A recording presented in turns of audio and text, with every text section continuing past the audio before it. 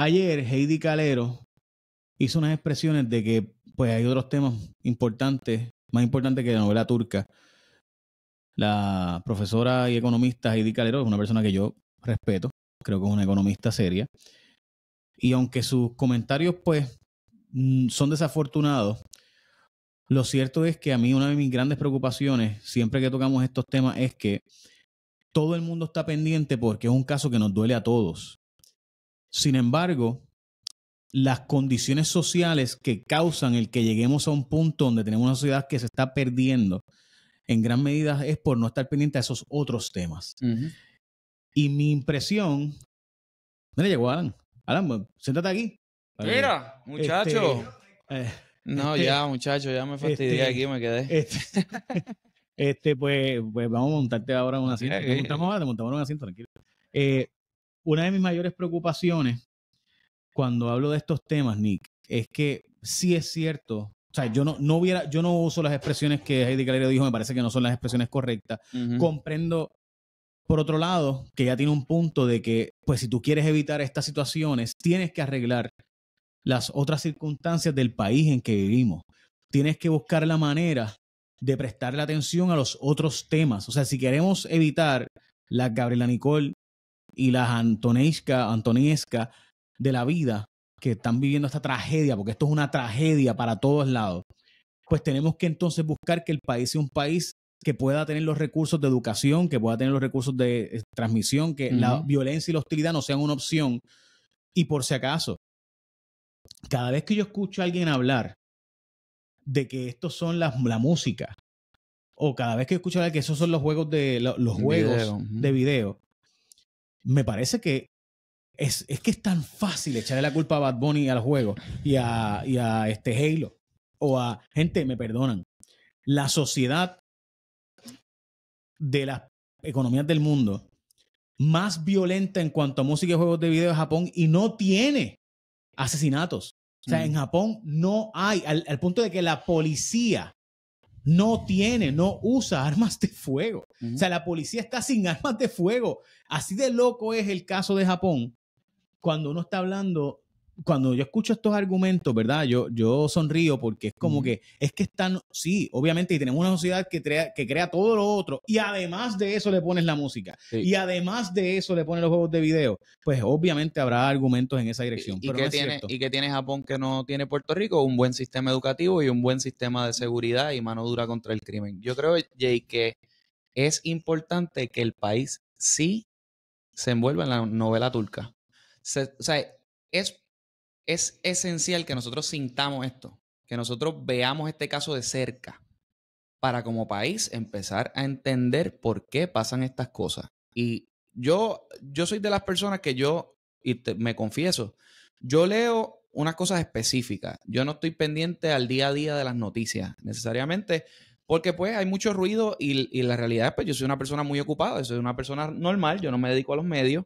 Y pues no puedo estar en todos los canales a la vez. Sería completamente inefectivo en mi trabajo y en mi profesión, ¿verdad?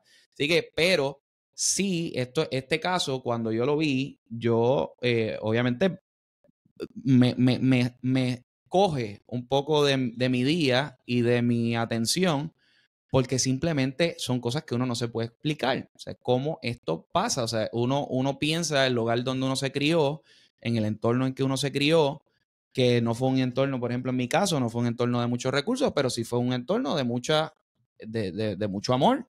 Y muchas personas, por ejemplo, específicamente los economistas, dicen, no, es que esto es la pobreza es la que engendra estas cosas. Bueno, mi hogar no era un hogar rico, mi hogar era un hogar pobre y no estábamos ni cerca a una normalización de violencia como la de madre soltera, si no me equivoco. Sí, mi mamá es soltera, mi padre murió a los 14 años. O sea que yo tengo todos los elementos que si tú lo fueras a buscar en otros comportamientos rebeldes, en mi caso, hubiese sido una justificación de, bueno, este muchacho a los 14 años, su madre es soltera desde los 3, a los 14, pues todo el cuadro de, mira, tiene excusa para descarrilarse. Para ser delincuente. En mi caso, ¿qué yo te puedo decir a mí?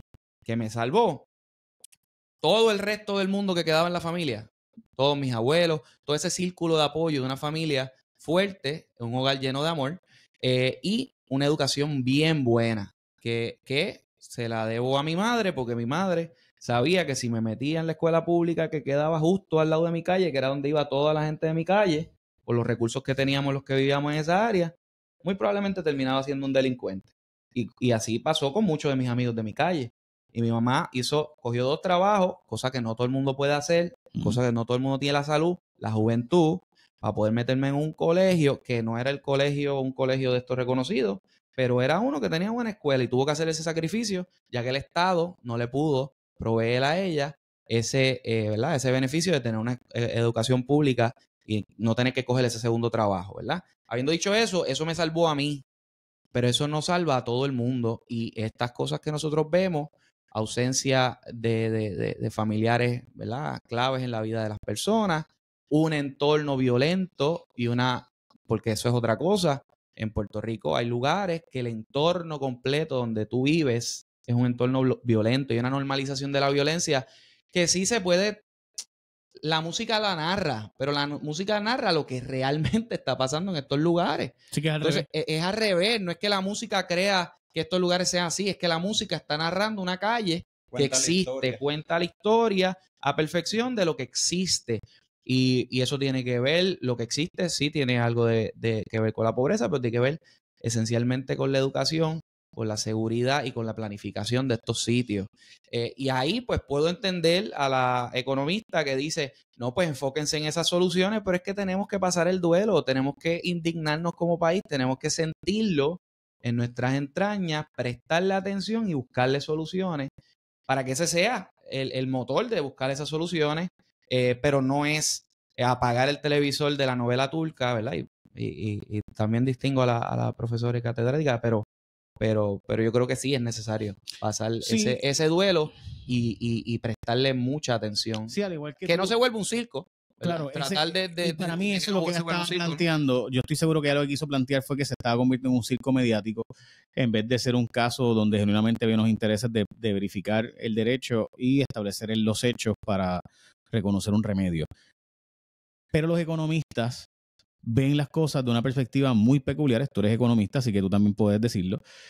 Y es que la consecuencia de que tengamos una sociedad donde esto ocurre en gran medida es a causa de que no se tomaron las otras decisiones que en economía debimos haber tomado. Y eso es lo que ella está planteando.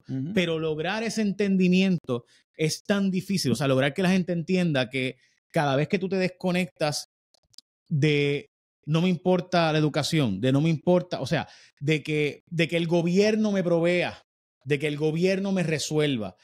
Por ejemplo, el hecho de que en Puerto Rico hoy no sea un escándalo mayor que personas que ganan $60,000 o más, una tercera parte de tu ingreso va para el gobierno. Eso es tan escandaloso.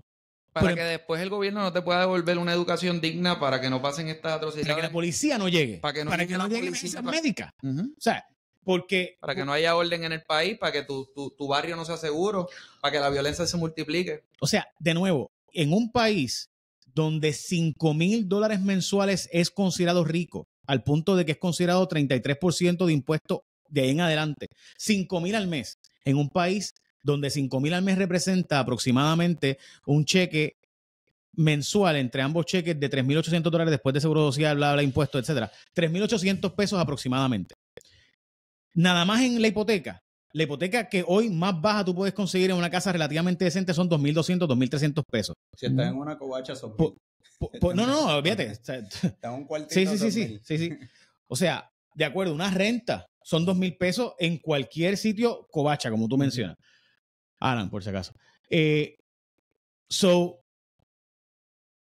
Si tú ganas tú ganas $3,800 al mes, que es lo que te llega, y tienes que sacar para un carro y una casa, se te fueron ya los $3,000, ya se fue. Carlos, y yo tengo que pagar 800. Luz, agua, teléfono, comida, crudita, cream, todo lo otro. Starlink, que son 100.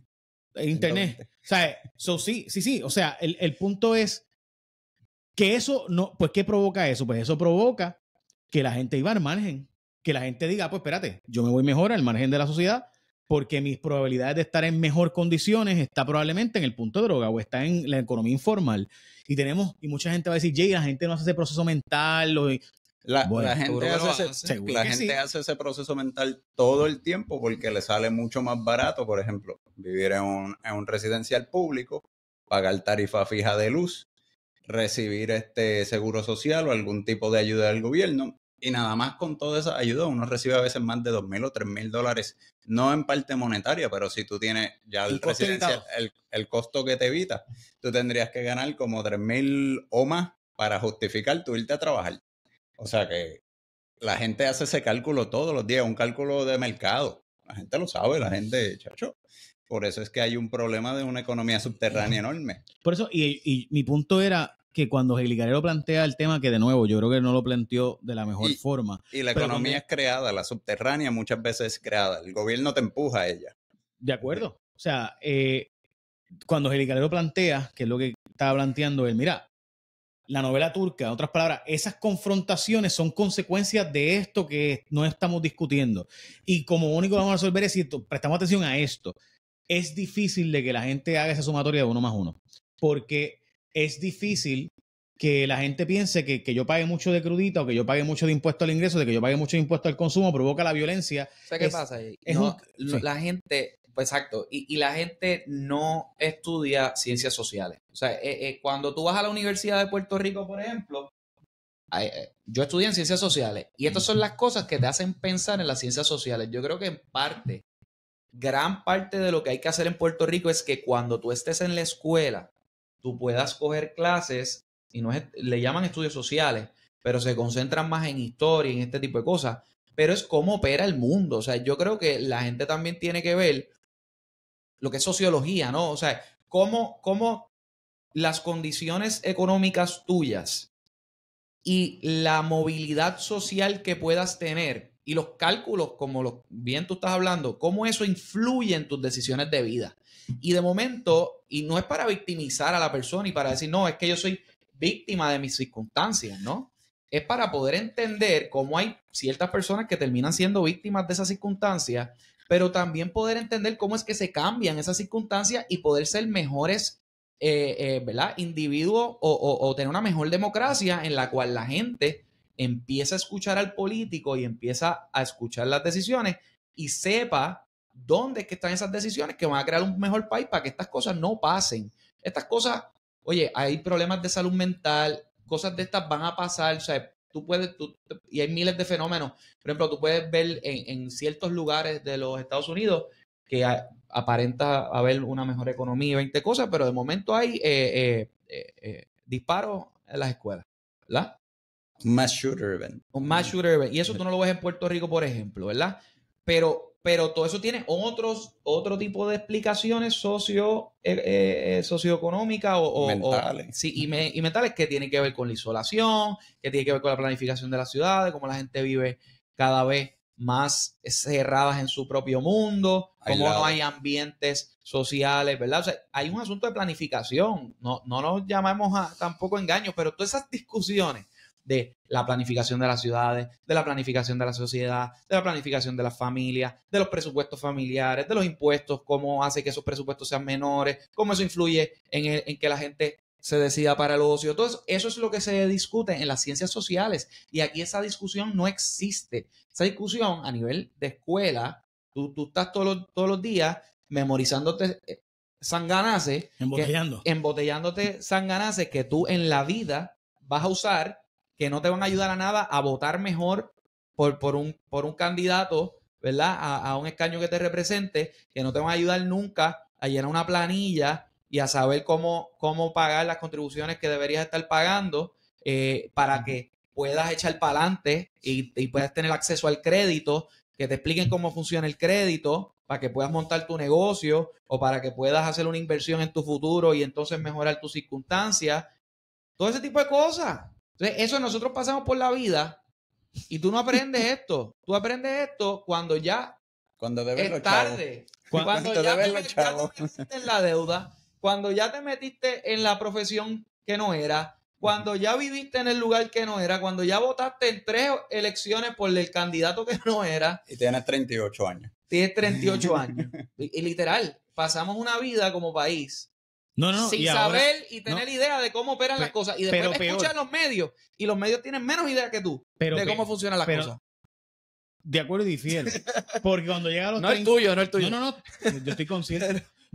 Oye, y perfecto no somos. Dicho eso, lo que Nick acaba de narrar, y Alan obviamente secunda, yo tengo que plantearle lo siguiente. El peor problema es que una vez tú te das cuenta de cómo realmente funciona el sistema, probablemente ahora vives de que no cambie. Así que mucha gente una vez llega y dice, ya sé. El sistema funciona así. Pues yo tengo que ahora beneficiarme. Ahora tengo que jugar el juego. Tengo que jugar el juego de que esto no cambie. Sí, y yo conozco gente que antes hablaba pestes de gente de unos medios de comunicación que hoy día son parte de allí, están sentaditos en el mismo... Porque decían que fulano se vendía y mengano tiene una quincalla. Pero ahora son parte de la quincalla y están allí sentaditas. Y hay que jugar el juego. Hay que jugar. Pues casi son las cosas. ¿Me entiendes? Porque eso es lo peor. Para mí, cuando llegue el punto en que, por ejemplo, el sistema te gana, donde tú sabes que ya no vas a cambiar el sistema y lo que dices es, pues que no cambie el sistema y yo voy a ser parte ahora de que no cambie el sistema. Y ahora el juego es como yo saco ventaja por encima del sistema. Sí. Correcto. No tan solo eso, yo lo veo más desde una perspectiva aquí de lo que sucede en las escuelas. Por ejemplo, en lo básico, es que las escuelas están fallando. Porque sí, se van muchas materias a enseñar y todo eso, pero en los principios básicos de disciplina a los estudiantes. Aquí tú no puedes tocar a un estudiante. Y nosotros hablamos de Japón y de esos otros países que están bien, pero allí te dan un macetazo en la escuela. En Singapur, tú viviste en Singapur. En Singapur, ¿quién se atreve a hacer algo así? En Singapur en la escuela te dan, y hay procedimientos para darle a los estudiantes. Usualmente le dan a los varones. La educación de los varones es diferente. Ahí no hay equidad de género, ¿no? ¿Cómo? Ahí no hay equidad de Hay equidad de género, pero no, por ejemplo, en Singapur. Cambia el tema, no te vayas por ahí. No, pero por ejemplo, una cosa que yo aprendí que no sabía, yo pensaba que allí todo el mundo le daban cantazo, el caning, que es darle a la gente. Yo pensaba que eso era mujer y hombre.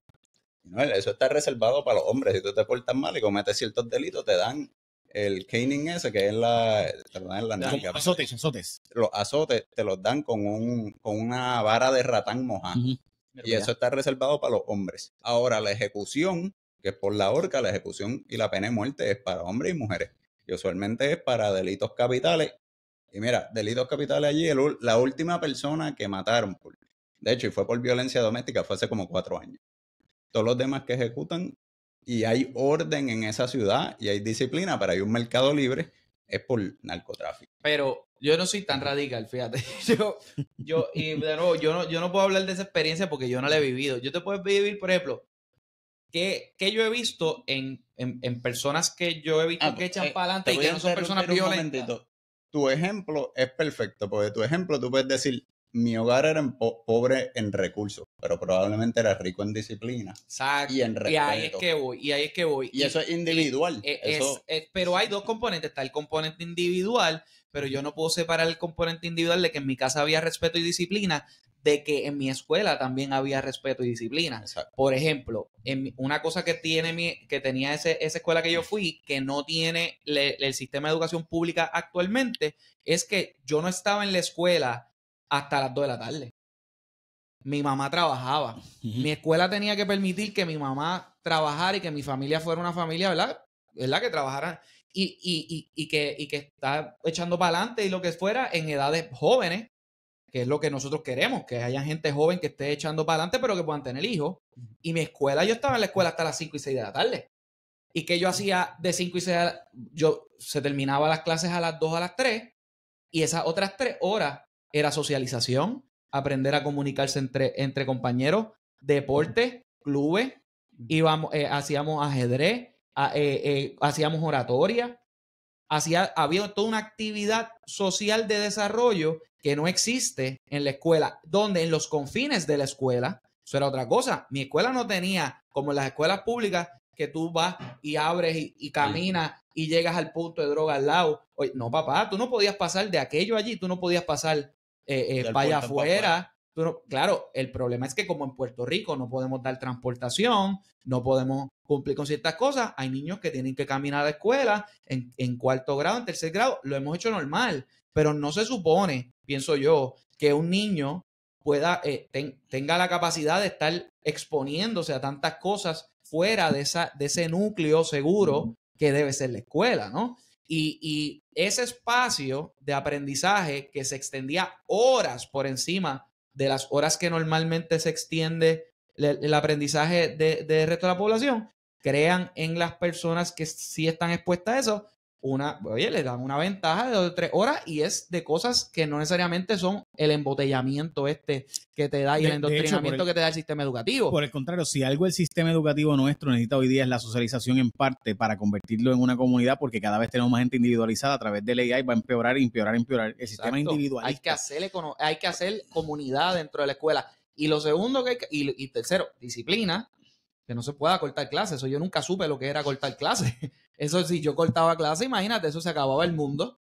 ¿Qué es lo que debe suceder? ¿Qué es lo que debe suceder, no? Y más disciplina todavía, sí. si tú no eres un indisciplinado, pues más disciplina contigo. Atención específica a ti, porque tú eres un outlier, tú no eres la regla, o sea, tú eres un caso aparte, tú no eres la regla de indisciplina generalizada, que es lo que existe en las escuelas del país.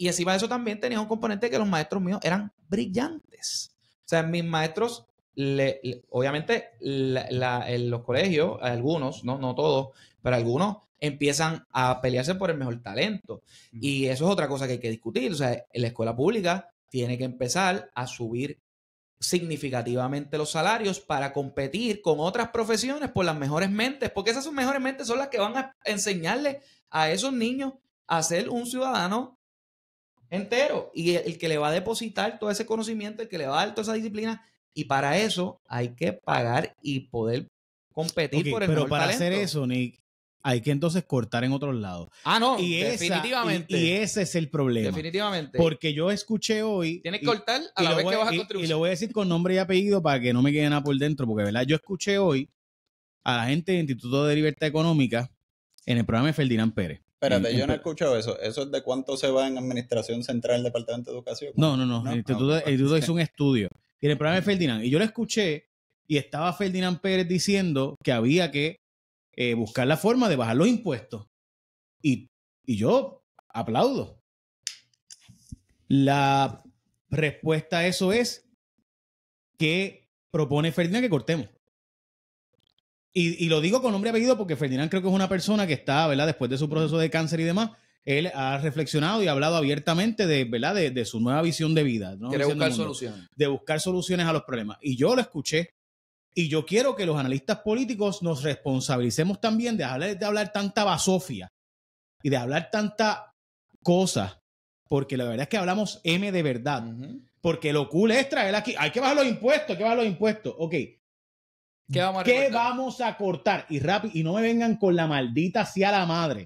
El que me diga, vamos a eliminar la Comisión Estatal de las Procuradurías. Ahí hay nada. Ahí hay 10 millones. El problema es de billones.